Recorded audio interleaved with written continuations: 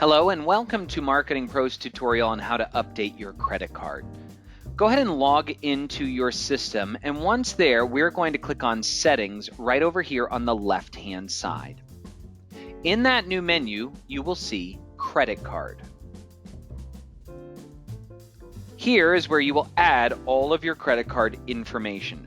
Just so you know, you'll need to fill out everything for security purposes, even if you're only updating an expiration date or billing address.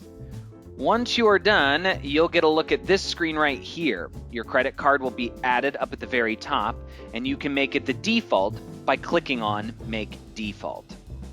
And that's it. Once it's there, it'll be here where this yellow box is, and you'll be good to go.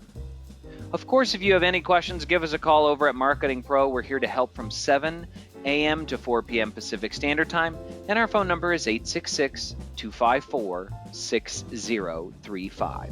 Again, 866-254-6035. Thanks so much, and have a great day.